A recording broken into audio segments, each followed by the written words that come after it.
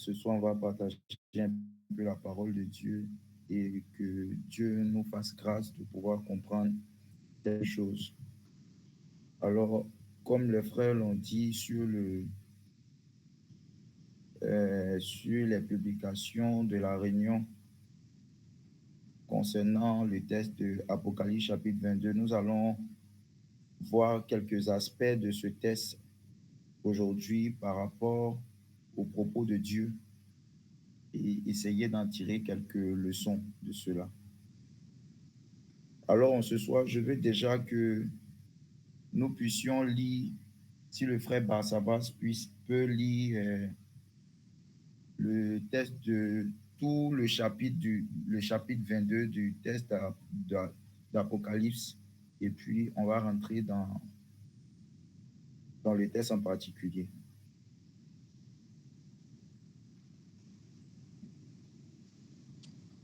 Amen. Je lis la parole de Dieu. Apocalypse 22. Et il monta un fleuve d'eau de la vie, limpide comme du cristal, qui sortait du trône de Dieu et de l'agneau. Au milieu de la place de la ville et sur les deux bords du fleuve, il y avait un arbre de vie, produisant 12 fois des fruits, rendant son fruit chaque mois, et dont les feuilles servaient à la guérison des nations. Il y aura plus d'anathème. Le trône de Dieu et l'agneau sera dans la ville. Ses serviteurs le serviront et verront sa face. Et son nom sera dans leur front. Son nom sera sur leur front.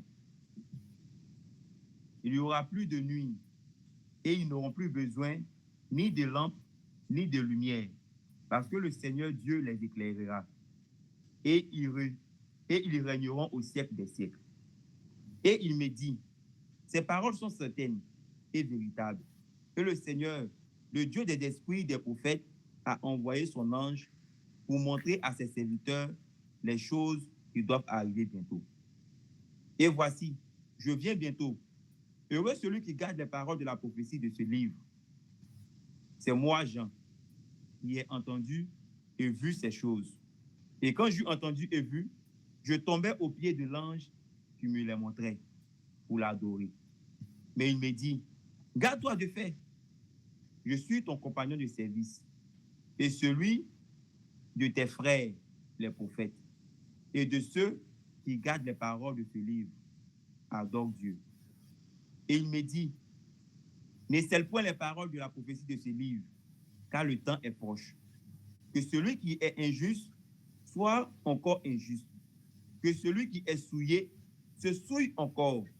Et que le juste pratique encore la justice. Et que celui qui est saint se sanctifie encore. Voici, je viens bientôt et ma rétribution est avec moi pour rendre à chacun selon ce qu'est son œuvre. Je suis l'alpha et l'oméga, le premier et le dernier, le commencement et la fin. Heureux ceux qui lavent leur robe afin d'avoir droit à l'arbre de vie et d'entrer par les portes dans la ville. Dehors les chiens, les enchanteurs, les impudiques, les meurtriers, les idolâtres, et quiconque aime et pratique le mensonge. Moi, Jésus, j'ai envoyé mon ange pour vous attester ces choses dans les églises. Je suis le rejeton de la postérité de David, l'étoile brillante du matin. Et l'Esprit et l'épouse disent, viens. Et que celui qui entend dise, viens. Et que celui qui a soif vienne. Que celui qui veut prenne de l'eau de la vie gratuitement. Je le déclare à quiconque entend les paroles de la prophétie de ce livre.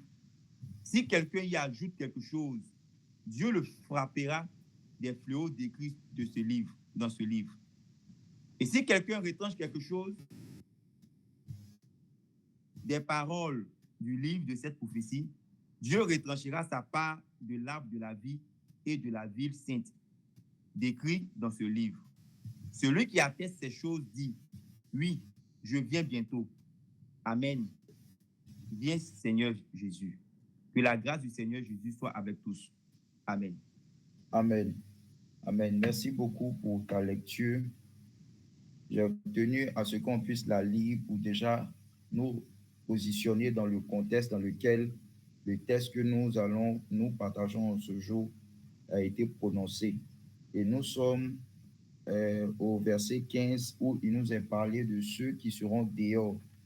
Et pour quelqu'un qui a été un peu assidu à la lecture que nous venons de faire, nous voyons que le cadre dans lequel Jean l'apôtre va parler de ces choses et du thème qui nous intéresse aujourd'hui concernait la fin des temps, voilà, et la rétribution finale pour tous les hommes. Voyez-vous, la rétribution finale pour tous les hommes. Et ici, nous sommes en face d'une réalité que l'Église doit prendre très au sérieux. Le Seigneur signifie qu'il atteste ses paroles par son ange pour prouver que ces paroles sont véritables. Elles sont véritables et l'Église ne doit faire quelque chose, doit prendre ça très, très, très, très au sérieux. Déjà, il est important de signifier à qui est adressée cette parole du Seigneur. Cette parole du Seigneur, déjà, nous pouvons voir et le lire dans, je pense, Apocalypse, chapitre 1. Frère, tu vas lire Apocalypse, chapitre 1, verset 4. Donc, c'est déjà la première question à se poser sur ce texte. Et à qui, voilà, le Seigneur Jésus parle, à qui est adressée cette écriture de l'Apocalypse. Voilà. Et tu peux lire le chapitre 1, le verset 4. Apocalypse, chapitre 1, verset 4. Oui. Jean, aux 7 églises qui sont en Asie, que la grâce et la paix vous soient données de la part de celui qui est, qui était et qui vient, Amen. et de la part des 7 esprits. Amen. Amen. Et tu peux lire encore Apocalypse 22 en y retournant le verset 16.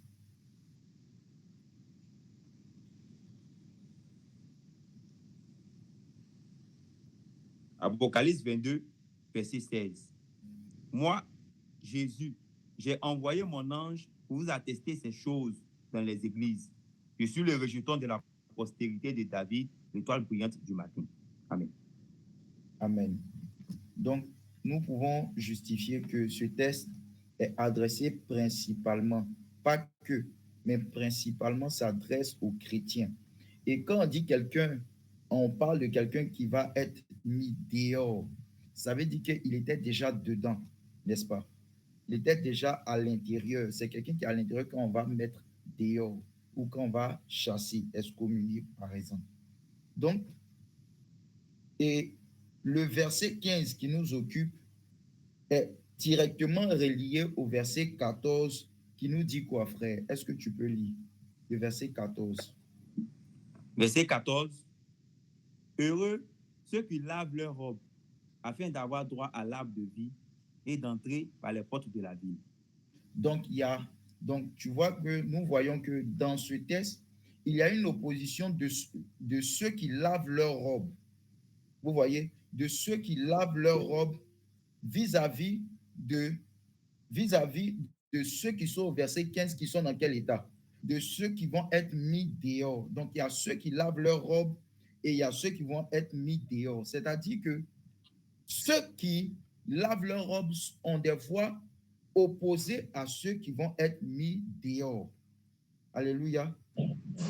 Ceux qui lavent leurs robes, ceux qui se sanctifient ont des voix qui sont totalement opposées. Il y a un contraste d'opposition à ce niveau entre le verset 14 et le verset 15 qui décrit deux catégories de personnes ou deux catégories de groupes de personnes. Et au verset 15, il nous est cité particulièrement, et quand je réfléchissais un peu à ce partage que nous sommes en train de faire aujourd'hui, je me suis posé la question de savoir pourquoi Dieu cite particulièrement ces catégories de péchés et non pas d'autres péchés. Parce que la parole de Dieu aurait pu mentionner d'autres péchés, n'est-ce pas? Mais dans le verset 15, il nous a cité une liste, disons, de péchés qui caractérisent ces personnes qui vont être mises dehors. Et dans tout le propos de la parole de Dieu, principalement dans le Nouveau Testament, il y a aussi un texte qui est comme une réplique de cette liste de péchés-là, ou d'un propos qui liste des péchés. Et ça, nous voyons ça dans le propos de Paul, dans 1 Corinthiens chapitre 6, que je veux que nous puissions lire, pour comprendre la réalité de ceux qui vont être mis dehors et d'une chose particulière sur laquelle aujourd'hui, je vais parler un peu, qui sont les chiens. Voilà. Qui ont cette image des chiens. Et je veux que nous puissions lire dans 1 Corinthiens, chapitre 6.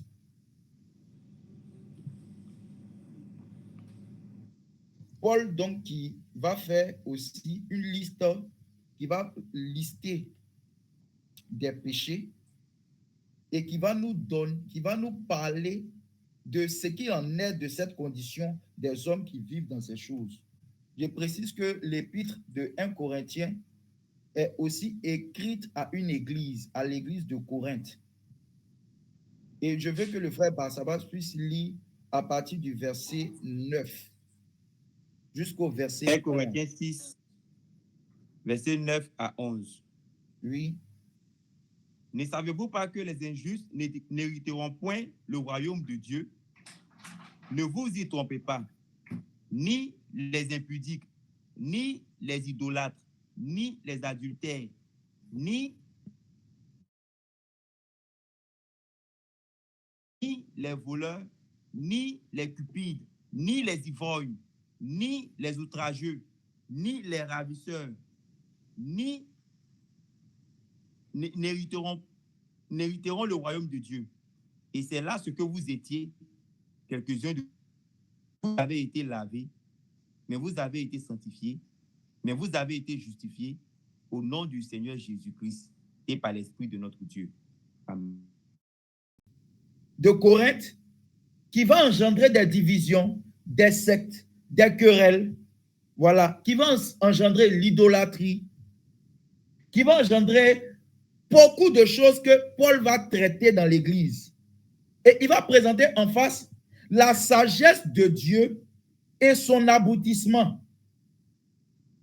Il va montrer que la sagesse du monde a un aboutissement et la sagesse de Dieu a aussi un aboutissement. Je veux qu'on puisse lire le chapitre 1 pour pouvoir s'en convaincre. Frère, lis-nous le chapitre 1, s'il te plaît. De la première aux Corinthiens. 1 Corinthiens, chapitre 1. Paul, appelé à être apôtre de Jésus-Christ par la volonté de Dieu, et le frère Sosthène, à l'église de Dieu qui est à Corinthe, à ceux qui ont été sanctifiés en Jésus-Christ, appelés à être saints, et à tous ceux qui invoquent en quelque lieu que ce soit le nom de notre Seigneur Jésus-Christ, leur Seigneur et le nôtre. Que la grâce et la paix vous soient données de la part de Dieu notre Père et du Seigneur Jésus.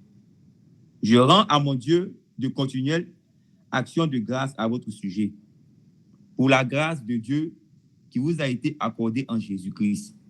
Car en lui vous avez été comblés de toutes les richesses qui concernent la parole et la connaissance.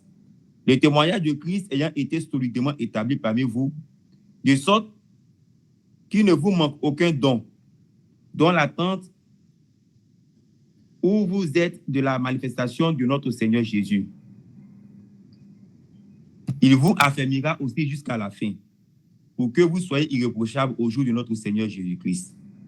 Dieu est fidèle, lui qui vous a appelé à la communion de son Fils, Jésus-Christ notre Seigneur. Je vous exhorte, frères, par le nom de notre Seigneur Jésus-Christ, à tenir tous un même langage, à ne point avoir de division parmi vous, mais à être parfaitement unis dans un même esprit et dans un même sentiment. Car, mes frères, j'ai appris à votre sujet, par des gens de Chloé, il y a des disputes au milieu de vous.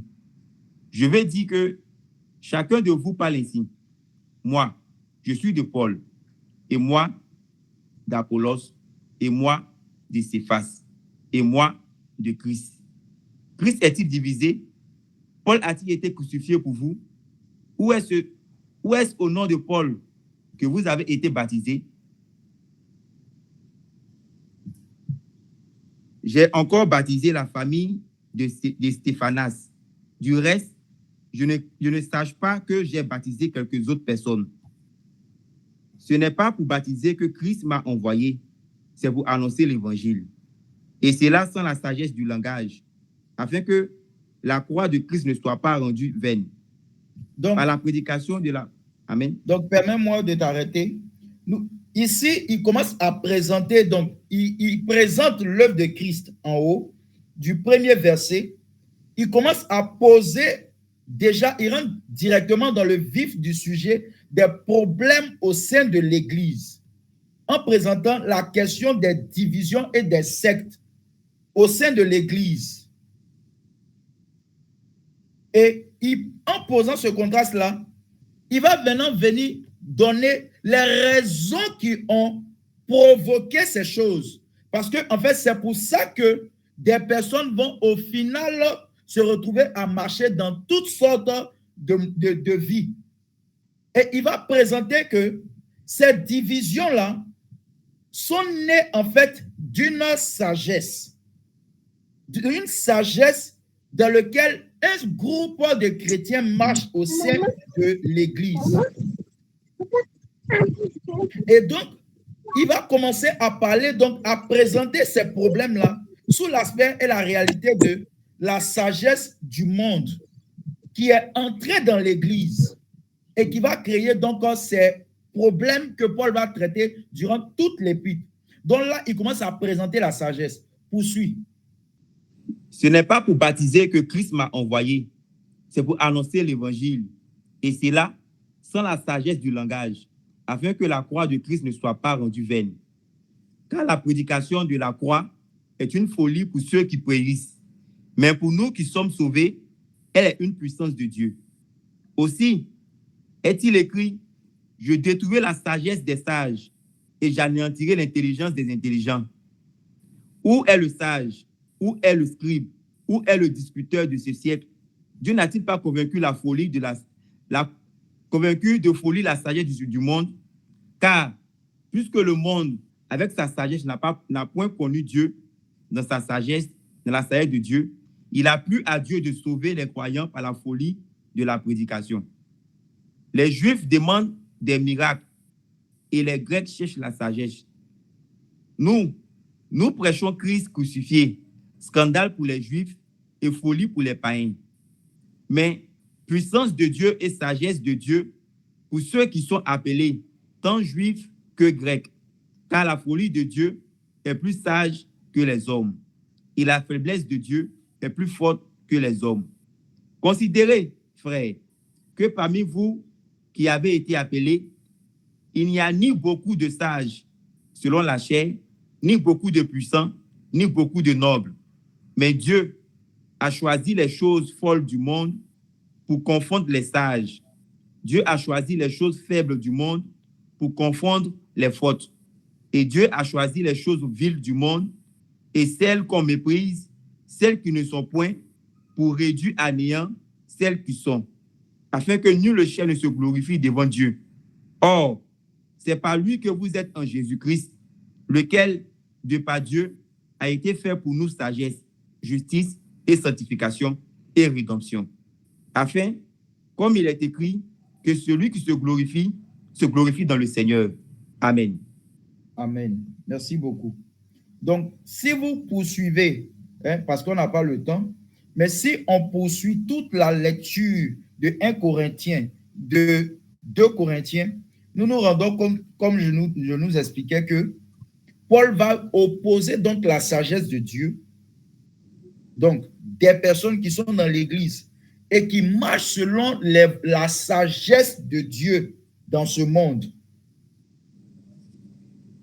Et il va mettre en face des chrétiens qui, bien que s'étant engagés avec le Seigneur, n'ont pas laissé la sagesse de Dieu leur révéler, sonder les profondeurs de Dieu, être sondés par le Saint-Esprit et être révélés au peuple de Dieu, leur être révélés pour y marcher. Donc, vous allez voir maintenant que Paul quand il va aborder la question des conflits dans l'Église, il va présenter comment les hommes pensent dans leur sagesse et il va présenter Dieu, comment il pense dans sa sagesse. Quand Paul va aborder les sujets concernant le mariage, le voile, quand il va aborder les sujets concernant les dons spirituels, quand il va aborder donc tout ce dont il va traiter dans l'Épître aux Corinthiens, parce que je vais nous rappeler que l'Épître aux Corinthiens révèle la vie de l'Église et les réalités de la marche du peuple de Dieu dans son engagement au sein de l'Église, au sein de sa communauté, au sein de sa vie chrétienne. Et c'est cette marche qui va nous faire donc aboutir quelque part, soit dans la vie éternelle, dans le repos, soit pour être mis à la fin des temps dehors. Ces personnes-là se sont retrouvées dans ces situations. Versets 32 à 34. Il craignait aussi l'Éternel et il se créait des prêtres des hauts lieux pris parmi tout le peuple. Ces prêtres offraient pour eux des sacrifices dans les maisons des hauts lieux. Ainsi, ils craignaient l'Éternel et ils servaient en même temps leur Dieu d'après la coutume des nations d'où on les avait transportés. Est-ce que tu peux relire ce verset? Est-ce que tu peux relire le verset 33 que nous venons de lire? Ainsi, ils craignaient l'Éternel et ils servaient en même temps leur Dieu d'après la coutume des nations d'où on les avait transportés. Amen. Lis le verset 34. Ils suivent encore aujourd'hui leur premier usage. Ils ne craignent point l'Éternel, ils ne se conforment ni à leur loi et à leur ordonnance, ni à la loi et aux commandements prescrits par l'Éternel aux enfants de Jacob, qu'il appela du nom d'Israël. Amen. Amen. Tu peux t'arrêter là. Donc, j'ai voulu lire ce texte pour vous montrer l'impact des coutumes, des traditions avec lesquelles les gens des nations que nous sommes entrés dans l'Église. L'impact des coutumes et des traditions avec lesquelles nous sommes venus du monde et sommes entrés dans l'Église, où nous ne connaissons pas les voies du Seigneur, du véritable Dieu, et où nous allons commencer maintenant à marcher dans la vie avec Dieu. Et l'une des choses premières qui fait obstacle donc à notre foi et qui a une très grande portée dans aujourd'hui l'apostasie de l'Église, c'est l'impact de la coutume et des traditions avec lesquelles les gens sont venus dans la foi. Et regardez, les Corinthiens se retrouvent à se donner à Dieu. Mais autrefois, pour ceux qui connaissent l'histoire des divinités grecques, le problème des divisions pour les Corinthiens ne pouvait pas être un problème parce que les Corinthiens étaient habitués au fait d'avoir un panthéon de Dieu, c'est-à-dire plusieurs divinités qu'on adore, chacun à sa convenance. Donc, le fait de pouvoir se sentir de Paul, l'autre de Pierre, l'autre d'Apollos, n'était pas un problème parce qu'ils avaient marché ainsi avant de venir dans le Seigneur. Ils avaient pratiqué cette vie-là. Ils avaient marché dans ce type d'idéologie. Est-ce que quelqu'un me comprend? Ils avaient marché dans ce type d'idéologie où on a plusieurs dieux. On a plusieurs divinités qui cohabitent ensemble. C'est un point qui est très, très important pour l'Église du Seigneur. C'est un point qui est fondamental pour la marche du croyant. Si aujourd'hui dans l'Église, des chrétiens se tressent, voyez-vous, des chrétiens se tressent, ces choses-là ont été prises quelque part. Ces choses-là n'ont pas apparu elles viennent de quelque part. Et vous voyez, Israël a eu à faire les mêmes erreurs. C'est pour ça que si nous lisons l'Ancien Testament, nous allons voir que Dieu voulait que Israël puisse se séparer des coutumes et des traditions des nations et de ne pas prendre ces coutumes et ces traditions-là pour rentrer dans l'église, au milieu de sa congrégation. Parce que ces choses-là allaient produire l'idolâtrie. Où Israël a vu veau d'or, où Israël a su qu'on peut adorer le veau d'or. Ils ont vu ça en Égypte. Ils ont pratiqué ça. Ils ont vu les Égyptiens pratiquer ces choses en Égypte. Voici pourquoi, quand ils sont rentrés et qu'ils se sont retrouvés donc face des principes de Dieu qui ne voulaient pas les images taillées et autres, la première des choses qu'ils ont eu à faire, c'est de reproduire les coutumes et les traditions dans lesquelles ils avaient marché autrefois au sein de la communauté du peuple de Dieu. C'est pour ça que regardez aujourd'hui, la plupart des déviations du corps de Christ, elles sont liées aux coutumes et aux traditions étrangères que les hommes du peuple de Dieu, dans la sagesse du monde, ont voulu prendre pour servir l'Éternel, pour servir Dieu dans sa maison. Et c'est ces choses-là qui vont engendrer donc l'abomination au sein de la maison de Dieu. 2 Rois, chapitre 16, versets 10 à 18. Le roi Akaz se rendit à Damas au-devant de Tiglath-Pileser, roi d'Assyrie. Et ayant vu l'autel qui était à Damas, le roi Akaz envoya au sacrificateur Uri le modèle et la forme exacte de cet autel. Le sacrificateur Uri construisit un autel entièrement d'après le modèle envoyé de Damas par le roi Akaz. Et le sacrificateur Uri le fit avant que le roi Akaz fût de retour à Damas. À son arrivée de Damas, le roi vit l'autel, s'en approcha et y monta. Il fit brûler son holocauste et son offrande, versa ses libations et répandit sur l'autel le sang de ses sacrifices d'action de grâce. Il éloigna de la face de la maison de l'autel, l'autel des reins qui était devant l'Éternel, afin qu'il ne fût pas entre le nouvel autel et la maison de l'Éternel. Et il le plaça à côté du nouvel autel vers le nord. Et le roi Akaz donna cet ordre au sacrificateur Uri. Fais brûler sur le grand autel l'holocauste du matin et l'offrande du soir, l'holocauste du roi et son offrande, les holocaustes de tout le peuple du pays et leur offrande. Versis-y leur libation et répandis tout le sang des holocaustes et tout le sang des sacrifices pour ce qui concerne l'autel des reins. Je m'en occuperai. Le sacrificateur Uri se conforma à tout ce que le roi Akaz avait ordonné. Et le roi Akaz brisa les panneaux des barres et on ôta les bassins qui étaient dessus. Il descendit la mer de dessus les bœufs des reins qui étaient sous elle et il la posa sur un pavé de pierre. Il changea dans la maison de l'Éternel à cause du roi d'Assyrie le portique du sabbat qu'on y avait bâti à l'entrée extérieure du roi. Amen. Amen. Donc, vous voyez ici, il est question du roi qui va faire quoi? Qui va aller prendre donc un modèle païen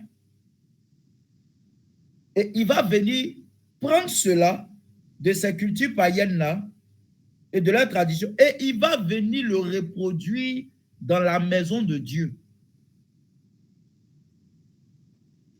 Chose qui va engendrer l'idolâtrie.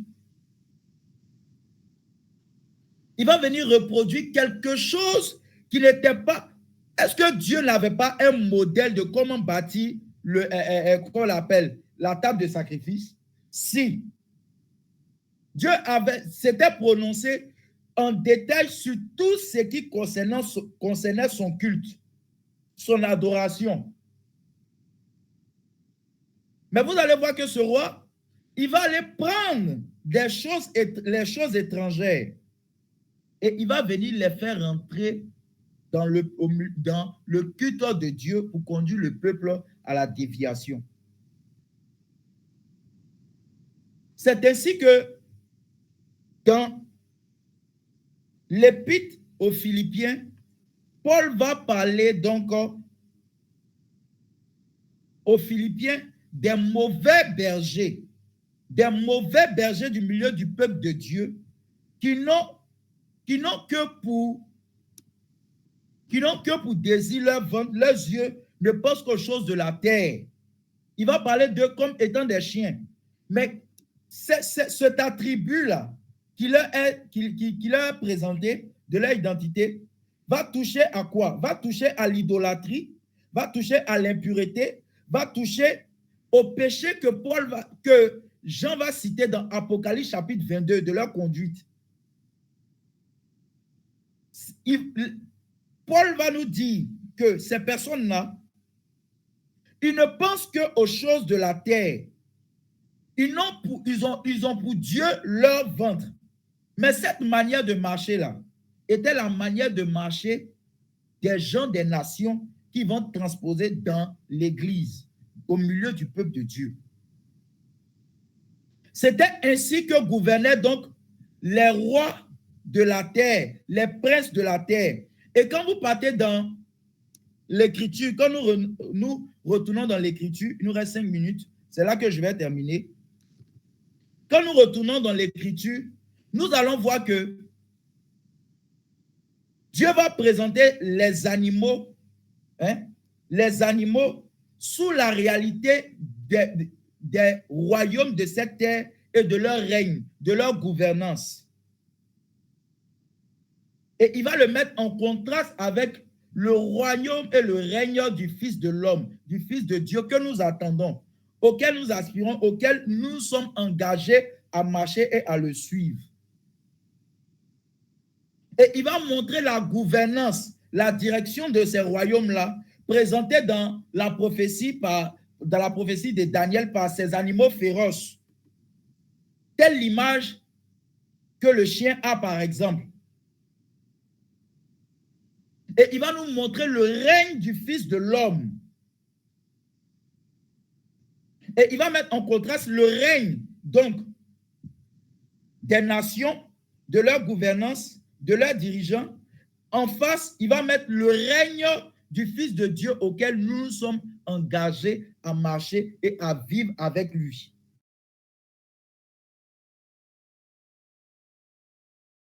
Le roi de la terre,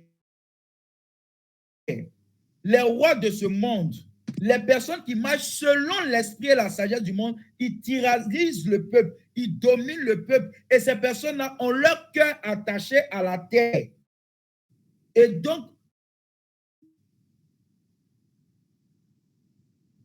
elle va donc demander au peuple de Dieu de pouvoir donc embrasser l'espérance de la foi que Christ, par sa croix, est venu nous donner, de ce règne merveilleux à venir, où nous n'allons pas mourir, où nous n'allons plus tomber malades, où nous allons vivre éternellement, mais loin de toute iniquité, lavé de toute impureté, lavé de toute débauche, lavé du mensonge pratiqué dans le monde, et que, étant venu dans le Seigneur, il va nous demander de nous laisser régénérer dans notre intelligence, afin que nous puissions connaître ce qui est bon, agréable et parfait pour les voies du Seigneur, pour que nous puissions lui être agréables et trouver donc justifié, sanctifié, lavé au jour du Seigneur. Donc, que les frères en ce soir qui sont en ligne ici puissent être des personnes qui reconnaissent qu'en eux-mêmes, il n'y a point de sagesse. Il n'y a point de sagesse pour pouvoir demeurer dans la foi chrétienne jusqu'à la fin. Être gardé dans l'œuvre de sa croix et son sang qui nous purifie pourra nous garder jusqu'au jour de son avènement ou jusqu'au jour où nous délogeons pour pouvoir vivre éternellement avec lui. Sinon, nous serons en train de mener un faux combat et à la fin du temps, nous serons dehors. Nous serons dehors. Nos robes ne seront pas propres. Nos robes seront sales. Nos robes seront sales. Donc, voici un peu ce que j'avais à partager. aux frères en ce soir sur cette question de dehors les chiens. Et c'est un aspect parce qu'il y a beaucoup de choses, mais je voulais particulièrement nous parler de cette question de la sagesse de Dieu et de l'abandon des coutumes étrangères que nous avons transportées du monde au sein de l'Église, afin que notre intelligence soit renouvelée et que nous ne puissions pas prendre le chemin des personnes qui finiront dehors à la fin des temps. Donc, que Dieu nous bénisse et que sa grâce soit avec nous. Merci beaucoup.